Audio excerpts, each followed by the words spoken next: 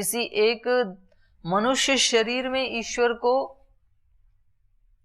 सिमेट के रख लेना संभव ही नहीं है। कितना भी बड़ा योगी हो सकता है कोई, कितना भी ज्यादा उसके पास ज्ञान हो सकता है, ऐश्वर्य हो सकता है, अनेक प्रकार की सिद्धियां हो सकती हैं, अनेक प्रकार की विभूतियां हो सकती हैं, अकल्पनीय सामर्थ्य हो सकता है, लेकिन तो भी सारा ईश्वर उसमें नहीं समा सकता है।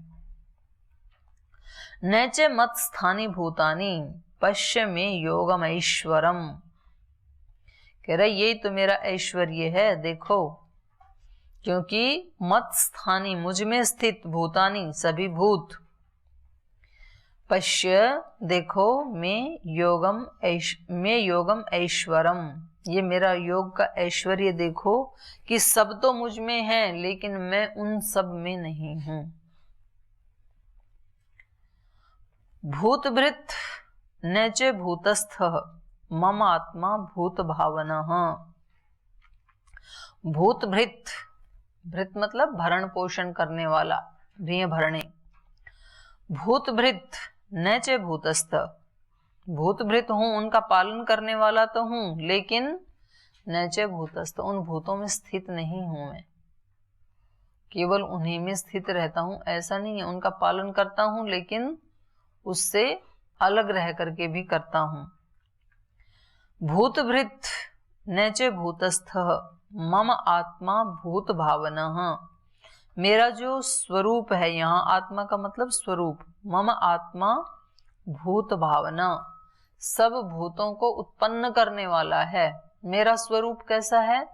मैं उनको उत्पन्न करता हूँ, सारी सृष्टि को मैं उत्पन्न करता हूँ, लेकिन मैं किसी एक भूत में अवस्थित हो जाऊं ऐसा नहीं है, ऐसा संभव नहीं है। तो यहाँ पर इन्होंने कुछ थोड़ा सा लिखा है, मैं आपको पढ़ के सुनाती हूँ। गीता की राजविद्या का गुह्य रहस्य यही विरोधाभास है। एक तरफ कहा सब प्राणी मुझ में स्थित हैं, दूसरी तरफ कह दिया प्राणी मुझ में स्थित नहीं है। एक तरफ कहा मेरा आत्मा भूतभृत है, भूतभृत माने सभी प्राणियों को पोषण देने वाला, धारण करने वाला। एक तरफ कह दिया कि प्राणियों को धारण करने वाला भूतभृत हूं, दूसरी तरफ कह दिया मेरा आत्मा भूतस्थ नहीं है, प्राणियों को धारण करता हुआ भी उनसे अपनत्व को डालकर उनका पालन नहीं करता। अपनत्व डालकर, ये एक विशेष बात है। जैसे हमने अपनी आत्मा के साथ और इस शरीर का क्या डाल रखा है? अपनत्व डाल रखा है, माने इस शरीर को ही हमने अपना स्वरूप मान रखा है। ऐसे ईश्वर नहीं करता है, क्योंकि वो ज्ञानी है, सारे शरीर को बनाता है, सारे जगत को बनाता है, सारे जगत का आयतन वही है, आश्रय वही है, लेकिन वो उसके साथ अपनत्व नहीं जोड़ लेता है कभी भी।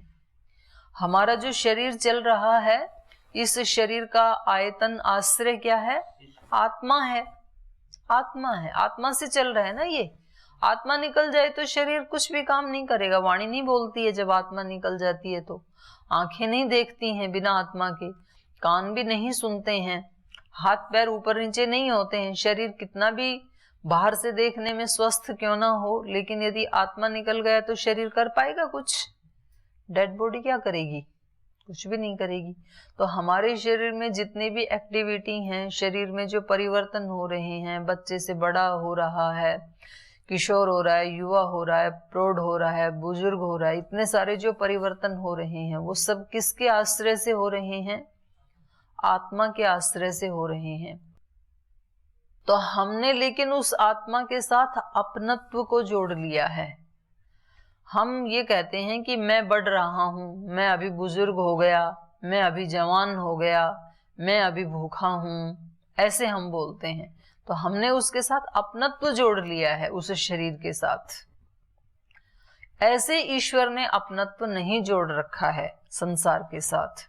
तो कह रहे हैं ये सृष्टि के रचयिता का सबसे बड़ा योग ऐश्वर्य है। ये कहा ना, पश्य में योगम ऐश्वरम, सब कुछ करके भी मैं सब कुछ से निर्लिप्त रहता हूं। जैसे जल में कमल रहता है तो जल में ही रहता है, लेकिन जल को टच नहीं होने देता है। आप वहां जितना पानी बढ़ाएंगे, पानी डालेंगे, वो अपनी नाल को बढ़ा देगा, टच नहीं होने देता है वो। तो ऐसे ही ईश्वर का स्वरूप है, ये ईश्वर का योग ऐश्वर्य है, योग बल है कि सब कुछ करता हुआ भी उन प्राणियों से अपनत्व भाव नहीं डाल देता हूं। प्राणियों को अपने भीतर बैठा कर भी न बैठाए हुए है, उनको उत्पन्न करके भी, उनका भरण पोषण करते हुए भी उनके साथ लगाव में बंधा हुआ नहीं है। इन्होंने वही उदाहरण दिया, कमल का पत्ता पानी में है परंतु पानी में रहता हुआ भी पानी में नहीं है। यही वह रहस्य है जो दिखता नहीं, छिपा हुआ है, गुप्त है, तो इसलिए इसको गुह्य विद्या कहा। श्री कृष्ण इसी रहस्य को गुरु बनकर अर्जुन के कान में फूंकना चाहते हैं। उनका कहना है कि जैसे भगवान सृष्टि के कण कण को रचकर भी, कण कण में व्याप्त होकर भी सृष्टि से अलग हैं, अंदर होते हुए भी उससे बाहर हैं, इसी तरह से मनुष्य जब सृष्टि में रहता हुआ सब कर्मों को करता हुआ कर्मों से अलग रहता है, तब वह राज विद्या और राज गुह्य को जान जाता है। तो ये रहस्य बताया कि ईश्वर की तरह से जब हम आचरण करते हैं अपनत्व को हटा करके, तब हम इस राज विद्या को ठीक ठीक से समझ पाते हैं। तो जैसे बाहर की चीजों को हम देखते हैं ना, तो वहां बाहर की चीजों को जब देखते हैं तो शरीर के साथ मैंपन जोड़ करके तब देखते हैं। कौन देख रहा है बाहर की चीज को? तो हम शरीर का नाम लेते हैं कि मैं देख रहा हूं, मैं ब्रह्मचारी देख रहा हूं, मैं सन्यासी देख रहा हूं, इस तरह से हम बोलते हैं। लेकिन ये कहते हैं जैसे आप उनको अलग समझ करके देख रहे हैं, ऐसे ही अपने भी इस शरीर को अपने से अलग देख करके कभी उसका अनुभूति करें। मैं अलग हूं, ये मेरा शरीर अलग है। जैसे वो एयरपोर्ट आदि पे ना आजकल वो चलता रहता है, रोबोट आ गया है। तो जब आप इधर जाएंगे ना, उसके पास जाएंगे तो वो आपको नमस्ते करेगा, हेलो करेगा, हाय करेगा, ऐसे हाथ आगे बढ़ाता है हाथ मिलाने के लिए, फिर हाथ मिला के उधर चला जाता है अपने आप, कोई लिंक नहीं है उसमें, ऐसे घूमता रहता है वहां पे। तो जैसे उसको रोबोट को देखते हैं, ऐसे अपने ये रोबोट तो ब्रह्म का बनाया हुआ है, वो तो किसी मनुष्य का बनाया हुआ है, और ये मेरे वाला ये तो उसने बनाया है। तो इसको भी कभी ऐसे देखा करें हम कि देखो अभी ये बोल रहा है, अभी ये सुन रहा है, अभी ये पढ़ रहा है, अभी ये खा रहा है, अभी ये रोबोट नहा रहा है, ऐसे देखें कभी अपने को। तो फिर ये गुह्य विद्या समझ में आएगी, ये राज है, ये रहस्य है। नैचे मत स्थानी भूतानि पश्य में योगम ऐश्वरम भूतभृत नैचे भूतस्तो मम आत्मा भूत भावना। मेरा स्वरूप है उन भूतों का निर्माण करना। कैसे? यथा आकाश स्थितो नित्यम वायु सर्वत्र गो महान तथा सर्वाणि भूतानि मत स्थानी इति उपधारय। यथा आकाश स्थितो नित्यम, कैसे निर्लिप्त रहा जा सकता है? वे कह रहे हैं जैसे वायु आकाश में रहती है लेकिन आकाश से निर्लिप्त रहती है। आकाश कैसा है? अचल है, उसमें कोई गति नहीं है ना। आकाश तो स्थिर है, लेकिन उस अचल में, उस स्थिर में वायु कैसा है? अत्यंत चलायमान है, अत्यंत वेगवान है वायु तो। लेकिन वायु के वेग से आकाश कभी चलायमान नहीं होता है, आकाश कभी भी गतिमान नहीं होता है, वो निर्लिप्त रहता है उसकी गति से, वो अपने ही स्वरूप में बना रहता है। यथा आकाश स्थितो नित्यम वायु सर्वत्र ग। वायु कैसा है?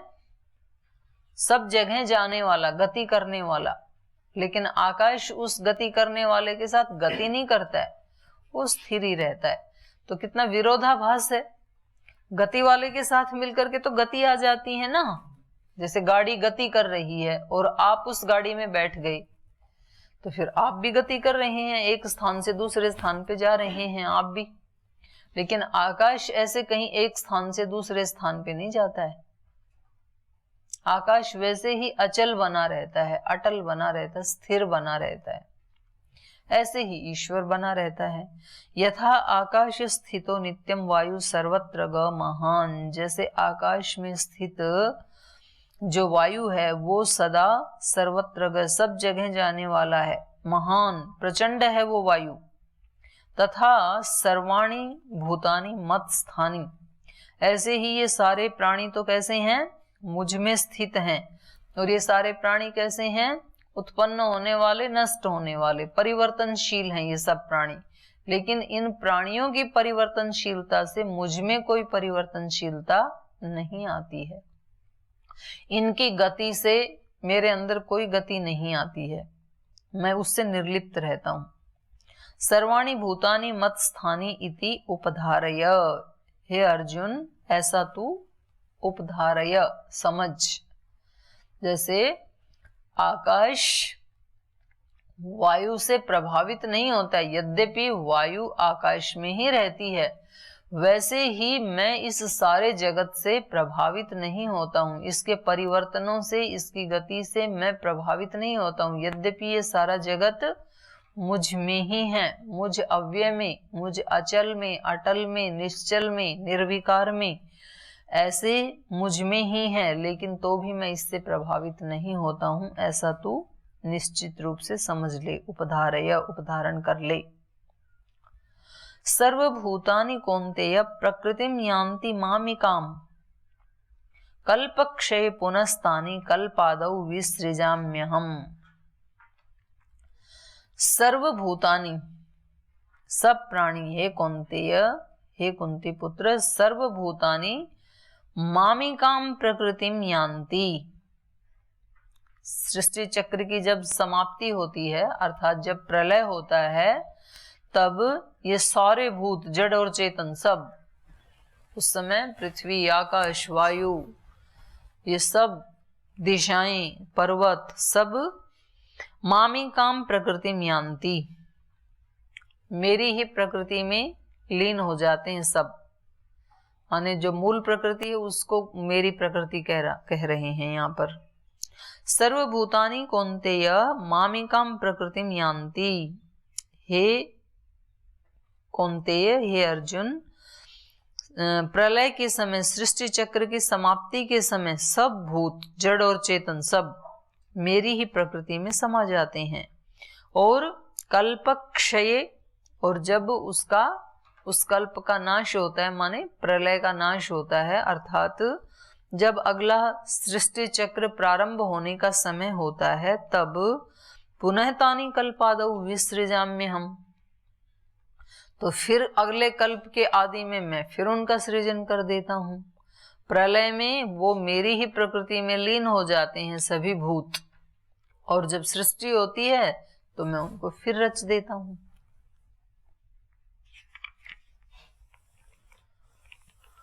प्रकृतिम स्वाम अवष्टभ्य विसृजामि पुनः पुनः भूतग्रामम इमं कृत्स्नम अवशम प्रकृतिर्वशात्। प्रकृतिम स्वाम अवष्टभ्य, स्वाम प्रकृतिम, अपनी प्रकृति को, अपनी इस योग माया से, अवष्टभ्य स्वीकार करके, लेकर के, अपनी उस प्रकृति को लेकर के, माने उस प्रकृति का निमित्त कारण बन के, उस प्रकृति से विसृजामि पुनः पुनः भूतग्रामम, मैं उत्पन्न कर देता हूं पुनः पुनः इन सब प्राणियों के समूह को। भूत मतलब प्राणी, ग्राम मतलब समूह। भूतग्रामम, प्राणियों के समूह को मैं बार बार उत्पन्न कर देता हूं। विसृजामि, इदम कृत्स्नम अवशम प्रकृते वशात, किसको उत्पन्न कर देता हूं? इदम कृत्स्नम, इस सारे जगत को, इस सारे संसार को, इन सब प्राणियों को। अवशम, अवशम प्रकृते वशात, परतंत्र प्रकृति के वश के कारण, माने वो प्रकृति तो मेरे वश में है, और वो प्रकृति कैसी है? परतंत्र है, वो मेरे अधिकार में है। तो जैसा मैं चाहता हूं वैसा मैं उस प्रकृति से वैसा वैसा संसार बना देता हूं, क्योंकि प्रकृति तो जड़ है और जो जो जड़ होता है वो स्वतंत्र नहीं होता है, वो परतंत्र होता है, किसी और के लिए होता है।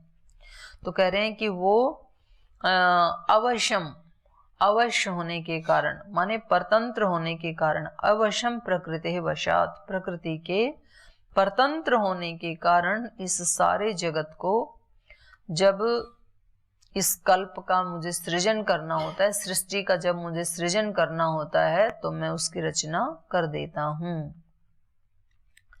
नैचे माम तानि कर्माणि निबध्नन्ति धनंजय, उदासीनवत आसीनम असक्तम तेषु कर्मसु। नैचे माम तानि कर्माणि निबध्नन्ति, हे धनंजय, हे अर्जुन, माम तानि कर्माणि न निबध्नन्ति, ये कितना बड़ा कर्म है सृष्टि की रचना करना। एक घर को बनाने के लिए तो आदमी का पूरे जीवन भर कर्म में गुजर जाता है, एक संस्थान को बनाने के लिए सारी जिंदगी वो कर्म कर्म करता रहता है, और इतने बड़ी सृष्टि को बनाना, इतने विशाल काय, एक सूर्य दिखाई देता है हमें, और ये सूर्य भी पृथ्वी से कितने गुना बड़ा है, लाखों गुना बड़ा है। और ये तो एक सूर्य है, और इस सूर्य से भी बड़े पता नहीं कितने सारे नक्षत्र हैं जो हमें रात में छोटे छोटे दिखाई देते हैं ना, वो उतने ही छोटे नहीं हैं, वो इस सूर्य से भी कई गुना बड़े हैं, क्योंकि वो इतने दूर हैं तो इसलिए हमें वो छोटे दिखाई देते हैं। और संख्या में कितने हैं गिन नहीं सकता है कोई, आप कभी गिन के देखना आकाश में, इतने से एरिया में गिन के देखना कितने हैं। जो आपके यहाँ इसके ऊपर दिखता है ना, आचार्य वैदिक गुरुकुलम के ऊपर, इतना इतना ही एरिया तो दिखता है, यहाँ पूरा आकाश तो दिखता भी नहीं है। तो जितना दिखता है उतने में ही कभी गिनना, कितने हैं वो, असंख्य, उनको कोई गिन नहीं सकता। और कितने बड़े हैं वो, सूर्य से भी अनंत गुना बड़े हैं। तो इतनी बड़ी सृष्टि को बनाना, समुद्र में जल, आप कभी कल्पना करना कि इतनी बड़ी जल राशि को सृष्टि के आदि में कैसे बनाया होगा। एक कुआं बनाना, उसमें से इतना पानी निकालना, उसमें भी कितना पुरुषार्थ करना होता है। और वो कुएं का पानी भी हमने नहीं बनाया, हमने तो अभिव्यक्त किया है उसको, पानी तो पहले से ही था। तो इतनी बड़ी जल राशि को बनाना, इतनी बड़ी पृथ्वी को बनाना, और फिर उसको बना के ऐसे रख दिया, ऐसे नहीं, वो बहुत तेजी से घूम रही है। इतने बड़े पिंड को इतनी तेजी से घुमाना तो कितनी ताकत चाहिए, कितनी चेतनता चाहिए उसमें। ये तो गोल है ना पृथ्वी, और कितनी तेजी से घूम रही है, ये इतनी तेजी से घूम रही है कि हम इस पे बैठे हैं और हमें लग रहा है कि हम स्थिर हैं। अगर थोड़ी भी गति कम हो तो फिर सब मकान गिर जाएंगे। जैसे पंखा बहुत तेजी से घूमता है ना, तो क्या लगता है जैसे घूम ही नहीं रहा है, बस वो एक केवल चक्र दिखाई देता है, क्योंकि उसकी स्पीड इतनी तेज है। और जब पंखे की स्पीड कम होती, जब तेज होती है, उसके ऊपर आपने कोई वस्तु रखी तो वो गिरेगी नहीं, ऐसे ही रहेगी। और स्पीड कम हुई तो वो गिर जाएगी। फिर तो प्रलय के समय तो ऐसे ही होता है, उसकी धीरे धीरे स्पीड इसकी कम होगी। तो इतनी तेजी से घुमाना इस पृथ्वी को, और ये पृथ्वी तो क्या है, इस ब्रह्मांड में ऐसे ही इसकी स्थिति है जैसे एक बहुत बड़े दिल्ली मुंबई जैसे शहर में एक मक्खी का अस्तित्व होता है, एक मच्छर का, एक मक्खी का जो अस्तित्व होता है ना, उतना अस्तित्व इस पूरे ब्रह्मांड में इस पृथ्वी का है। ऐसी ऐसी तो पता नहीं कितनी अनंत पृथ्वियां हैं, क्योंकि इस पृथ्वी से बड़े तो दूसरे शनि आदि ग्रह हैं इस सौर परिवार में ही, इस सूर्य के अंडर में ही। और ऐसे ऐसे सूर्य कितने हैं, तो कितनी बड़ी पृथ्वी, फिर पृथ्वी से 3 गुना ज्यादा जल राशि। पृथ्वी तो 1/4 पे ही है ना सारी, तो इतनी बड़ी जल राशि को बनाना, इतनी बड़ी पृथ्वी को, इतने सारे सूर्य जैसे नक्षत्रों को बनाना, आकाश को, कितना बड़ा काम है ये। तो दिमाग चकराने लगता है कैसे बनाया होगा। तो इतना सारा करके भी फिर क्या कह रहे हैं ये, न च माम तानी कर्माणि निबधनन्ति, इतना करके भी वो कर्म मुझे बांधते नहीं हैं, मेरा कर्तापन का भाव जुड़ता नहीं है। संसार में तो व्यक्ति थोड़ा सा भी करे तो उसमें कर्तापन का भाव जुड़ जाता है, या दूसरे जोड़ देते हैं, इन्होंने ये किया, इन्होंने ये किया, इन्होंने देश का उद्धार किया, इन्होंने धर्म का उद्धार किया, इन्होंने इतना उपकार किया। फिर उस व्यक्ति को भी लगने लगता है कि सचमुच मैंने इतना ही किया। लेकिन ईश्वर का देखो, विष्णु कर्माणि पश्यत यतो व्रतानि पश्पसे।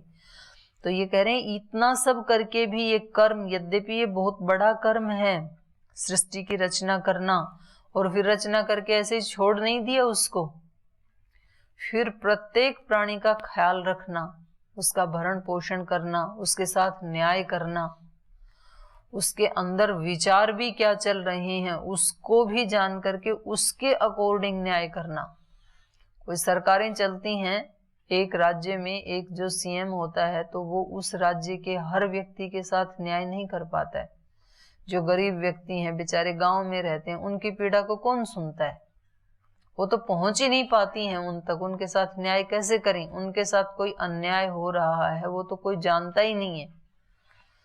लेकिन यहाँ ईश्वर को देखो, वो कोई एक राज्य नहीं, पूरी पृथ्वी के कितने मनुष्य हैं, और केवल मनुष्य मात्र ही नहीं, और जितने भी पशु जाति हैं, और चाहे वो पालतू पशु हैं, चाहे वो अरण्य में रहने वाले पशु हैं, चींटी जैसे छोटे प्राणी, एक चींटी के घर के ऊपर ही हजारों प्राणी होते हैं, छोटी छोटी चींटियां। तो ऐसे कितने कीट पतंग पृथ्वी में हैं, उन सब का ख्याल रखना, उन सब को उनके कर्माशय के अनुसार भोग भोगवाना, उनको उतना ही देना, उन सब के रहने की, खाने पीने की व्यवस्था करना, दिमाग चकरा जाता है। तो इतना सारा करके भी न तानी कर्माणि माम निबधनन्ति, वो मुझे बांधते नहीं हैं। कैसे करता हूं मैं? उदासीनवत, उदासीनवत आसीनम असक्तम तेषु कर्मसु, मैं उदासीन के समान रहता हूं। जैसे कहीं कोई कर्म हो रहा है और जिसमें हम इन्वॉल्व नहीं हैं, तो हम उन कर्मों के प्रति कैसे रहते हैं? उदासीन रहते हैं। तो जो उदासीन की स्थिति होती है, वैसी वो सब करके मेरी स्थिति रहती है। कितनी ये एक मतलब समझने की बात है। जब कोई व्यक्ति किसी काम को करता है और उसको करते समय जब कोई छोटी मोटी बाधाएं आती हैं ना, तो व्यक्ति तुरंत कहते हैं, बोल जी मेरे से तो इस्तीफा ले लो, मेरे से नहीं हो पाएगा। तो मैं उनको बताती हूँ, ठीक है आपका इस्तीफा ले लिया, आज से आप ऐसे ही काम करो जैसे आपका इस्तीफा हो चुका है। मतलब कौन सा आपको अपॉइंटमेंट लेटर दिया था? आपको ये बताया था आप सेवा कर रहे हो और सेवा के साथ साथ इस पद का निर्वहन करो। बोले मैं सेवा तो करूंगा या सेवा तो करूंगी, ऐसे कई भाई बहन बोलते हैं संगठन में, सेवा तो मैं करूंगी, मेरे वो स्वभाव में है, लेकिन ये पद पे नहीं रहूंगी, क्योंकि पद पे रहने से बड़े झगड़े होते हैं। ठीक, आज से आप ऐसे ही सेवा करो जैसे मैं पद पे हूं ही नहीं। तो पद पे हूं ही नहीं ऐसे जब सोचते हैं तो फिर कोई अपेक्षा भी नहीं रहती है। ठीक, हम सेवा कर रहे हैं, पद पे होते हैं तो अपेक्षाएं होती हैं। मैं राज्य प्रभारी हूं तो मुझे तो मंच पे बुलाना चाहिए था, मुझे भी जब स्वामी जी आए थे तो स्वामी जी का आशीर्वाद दिलाना चाहिए था, ये अपेक्षाएं होती हैं। तो उस कारण पद नहीं है, कारण अपेक्षा है। अपेक्षा को मत करो तो फिर पद थोड़े दुख देगा। तो कर्म कभी भी दुख नहीं देते हैं। कर्मों के प्रति जो आसक्ति है और उस कर्म को करके एक विशेष फल की जो इच्छा होती है, ये किया है तो ऐसा मिलना चाहिए, ये दुख का कारण है। कर्म दुख का कारण नहीं है। कर्म करके ऐसे सोचो मैंने किया ही नहीं, तो फिर थोड़े वो कर्म दुख देंगे। ऐसा किया है तो ये रिस्पॉन्स मिलना चाहिए, उसका ये फल मिलना ही चाहिए। ये जो आसक्ति है ये हमारे दुख का कारण है। तो ईश्वर कैसे कर्म करते हैं?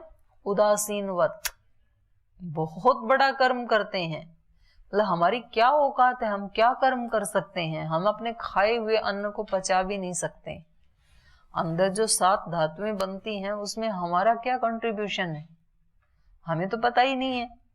हम तो बस मुंह में डालते हैं, चबा के नीचे कर देते हैं, उसके बाद क्या होता है हमें नहीं पता, सिस्टम कर रहा है उसको। तो हम क्या कर्म करते हैं, क्या हमारे कर्म का अहंकार हो सकता है। ईश्वर इतना सारा करके भी कैसे रहता है, उदासीनवत, उदासीनवत, असक्तम, आसक्ति से रहित, उसमें आसक्ति नहीं होती है कि जब मैंने इन प्राणियों के लिए इतना सारा किया है तो ये भी, इनको भी ऐसा आचरण करना चाहिए, और नहीं करते हैं तो उनको रोक दें, ऐसा नहीं करते हैं। उदासीनवत, आसीनम, असक्तम तेषु कर्मसु, उन कर्मों में मैं अनासक्त रहता हूं, उदासीन रहता हूं, करके भी ना किए जैसे रहता हूं। मया अध्यक्षेण प्रकृति सूयते सचराचरम हेतुना अनेन कौन्तेय जगत विपरिवर्तते। मया अध्यक्षेण, उसका अध्यक्ष में हूं, मेरी अध्यक्षता में होते हैं वो सारे कार्य।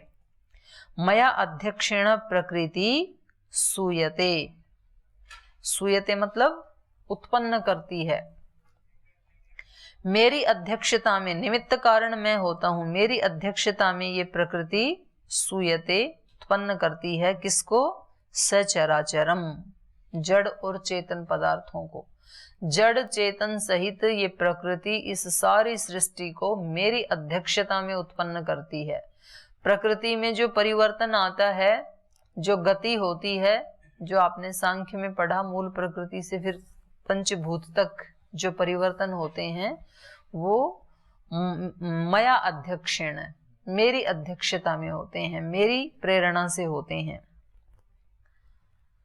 हेतुना अनेन कौन्तेय जगत विपरिवर्तते, तो इस हेतु से है कौन्तेय, कौन से हेतु से, मुझ हेतु से, माने मैं उसका अध्यक्ष हूं, तो इस हेतु से, अनेन, इस हेतु से, अनेन हेतुना, इस कारण से, सब जड़ चेतन पदार्थों के साथ ये प्रकृति विपरिवर्तते, परिवर्तित होती है, जगत विपरिवर्तते, ये जगत परिवर्तित होता रहता है। अवजानन्ति माम मूढ़ा मानुषीम तनुमाश्रितम परम भावम अजानन्तो मम भूतम महेश्वरम। इसमें और भी ज्यादा स्पष्ट कर दिया। अब इसको भी ना समझ करके कोई अब कहें कि जी यहाँ तो अवतारवाद को माना गया है, तो फिर वो तो उस व्यक्ति की ही भूल है। यहाँ कहा कि माम, मुझको, मूढ़ा, जो मूढ़ लोग हैं, अज्ञानी लोग हैं, मूर्ख जन जो हैं, वो मानुषिम तनुम आश्रित्य अवजानन्ति, मनुष्य के शरीर का आश्रय करते हुए वो मेरे को जानते हैं। उनको लगता है कि मैं भी मनुष्य शरीर जैसा ही हूं। और हमने मूर्तियां भी कैसी बना रखी हैं भगवान जी की, मनुष्य शरीर जैसी बना रखी हैं। चाहे वो विष्णु भगवान का शरीर है तो मनुष्य जैसा ही बना रखा है हमने, या जितने भी हमारे भगवान हैं। तो कह रहे हैं ऐसी मेरी मूर्ति है ही नहीं, मैं बन सकती ही नहीं है, वो तो महापुरुषों की मूर्तियां हैं। मूढ़ा माम, जो मूढ़ लोग हैं, जो अज्ञानी लोग हैं, वो माम मानुषिम तनुम आश्रितम अवजानन्ति, मनुष्य शरीर का आश्रय लेकर के उसके अनुसार मुझे जानते हैं। परम भावम अजानंत, वो मेरे परम भाव, भाव माने सत्ता, मेरी परम सत्ता को न जानते हुए मम भूत महेश्वरम, मैं सब प्राणियों का महेश्वर हूं। एक होता है ईश्वर, ईश्वर माने मालिक, और ईश्वर से भी बड़ा महा ईश्वर महेश्वर।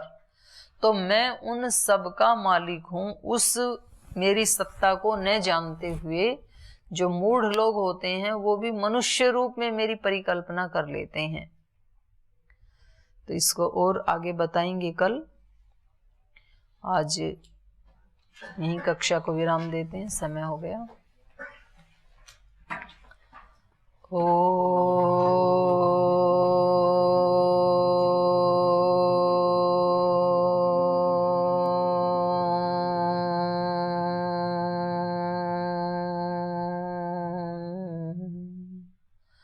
शांति शांति शांति।